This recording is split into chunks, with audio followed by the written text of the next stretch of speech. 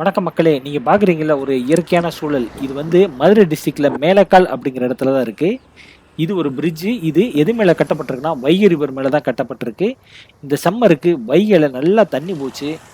அப்படி தண்ணி நெறைய இருக்கிற ஒரு அழகழகான இடங்களெல்லாம் இந்த வீடியோல நம்ம பார்க்கலாம். வாங்க நம்ம இப்ப வீடியோக்குள்ள போகலாம்.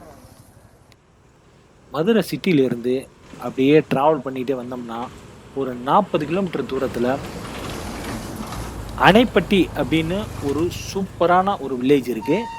அங்கேயும் அந்த வைகை ரிவர் ஓடுறது பார்க்கறதுக்கு ரொம்ப அருமையாவே இருக்கும். அங்க ஒரு அருமையான ஆஞ்சநேயர் கோயில் இருக்கு. வாங்க நம்ம இப்ப அணைப்பட்டி போகலாம். இது வந்து பேரணை அப்படிம்பாங்க. அதாவது அணைப்பட்டி டேமோட சேர்ந்தது. இந்த வைகை ரிவர் வந்து இங்கேருந்து பாஸ் ஆகி அப்படியே மதுரை வழியா போய் அப்படியே ராமநாத் டிஸ்ட்ரிக்ட் போகும். தண்ணி பார்த்தீங்கன்னா நல்லா நிறையாவே விழுகுது. ஊர் மக்களும் நிறைய பேர் இங்கே குளிக்கிறாங்க. நீர் வரத்து அதிகமா இருக்கனால டேம்ல தண்ணி சேர்த்து வைக்கல. அப்படியே பாசனத்துக்கு அனுப்புறாங்க.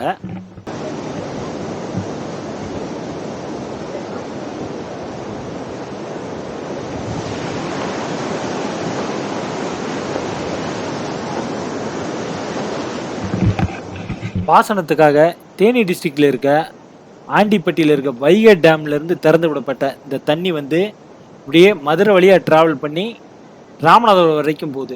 அதனால இங்க இருக்க மக்கள்லாம் தண்ணி நிறைய வர்றதுனால நல்லா குளிச்சு என்ஜாய் பண்றாங்க. இந்த டேம் பக்கத்திலேயே ஒரு ஆஞ்சநேயர் கோயிலும் இருக்கு. வாங்க நம்ம அப்ப அந்த கோயிலுக்கு போலாம்.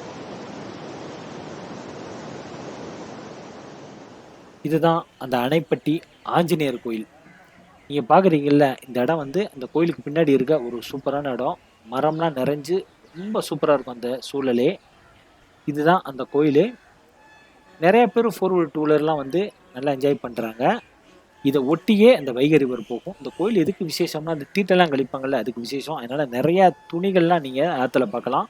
இங்கேருந்து போகிற தண்ணி அப்படியே அந்த டேமுக்கு போய் அந்த டேம் வழியாக அப்படியே மதுரை சிட்டிக்கு போகும். இந்த ரிவர் போகிற இடம் எல்லாமே பார்க்குறதுக்கு ரொம்ப அருமையாக இருக்கும். அதை நீங்கள் இந்த வீடியோவில் பாருங்கள்.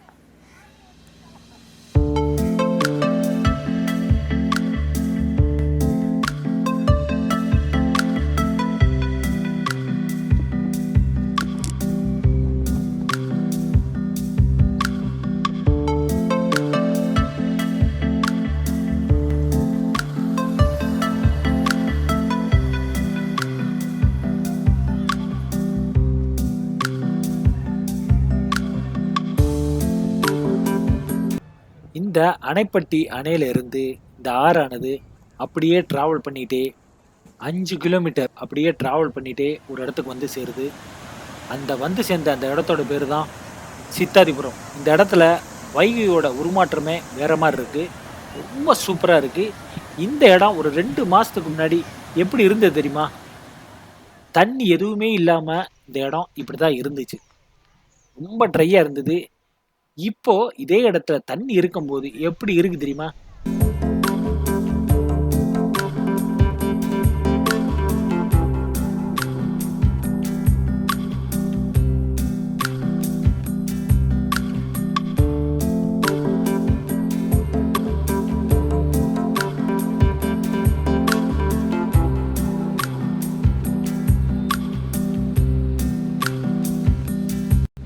இந்த தண்ணி வரக்கூடிய இடத்துல நம்ம இறங்கி அந்த தண்ணியில நம்ம என்ஜாய் பண்ணும்போது அந்த எக்ஸ்பீரியன்ஸ் எப்படி இருக்கு தெரியுமா?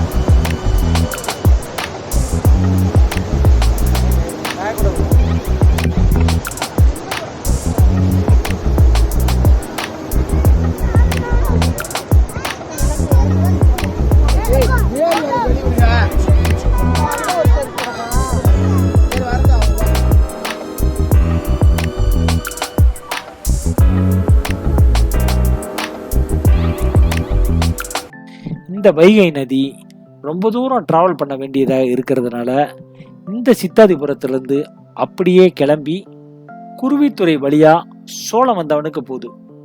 சோழவந்தால இருந்து அப்படியே அதோட நடைபயணம் தொடர்ந்துகிட்டே இருந்து திருவேடகம் அப்படின்னு ஒரு இடத்துக்கு வந்து சேருது.